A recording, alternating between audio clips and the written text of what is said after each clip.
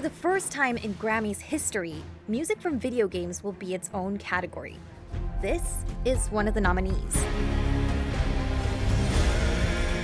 It's the soundtrack from Assassin's Creed Valhalla, Dawn of Ragnarok. Stephanie Ikonomou is the composer behind it. I think we all know how big that impact is, but having the recognition of like an institution like the Grammys or other big things like that just show validation that what we're doing is important, that it's reaching wide audiences, and that we have a big part in affecting and shaping the musical landscape of, our societies. But why has it taken so long for video game music to get recognition? And why are they getting it now? Technically, video game soundtracks have been eligible for a Grammy since 1999. They could get one as a Best Score soundtrack for film, television, and other media category, but composers say being tossed under other media put the genre in an overlooked miscellaneous category.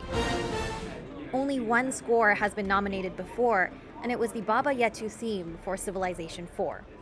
Christopher Tin is the composer behind that. He's been nominated for another Grammy this year for the music in Old World.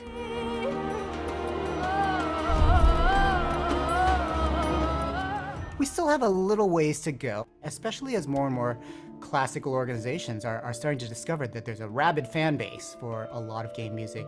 And truly, video games is one of the last areas where big, lush, orchestral scores are being written these days. The boost in recognition for these soundtracks might just be a reflection of the overall growth of the global games market. In 2022, it generated total revenues of over $184 billion, and analysts say it's expected to reach $211 billion by 2025. The industry also flourished during the pandemic when people turned to digital entertainment during lockdowns. It's just amazing that someone as big as the Grammys have actually taken note and thought, we really need to support this industry. Richard Jacques has also been nominated for his score in Marvel's Guardians of the Galaxy. Especially the quality is so good now. I think people used to sort of maybe look down on it 20 years ago, wondering what we do in games. And of course, not everyone's a video gamer themselves, but a lot of people love the music, even if they don't play the game. So I think as an industry, we've shown that, there's great artistry and there's some fantastic music being composed for video games. Games music is also breaking ground through technological innovation.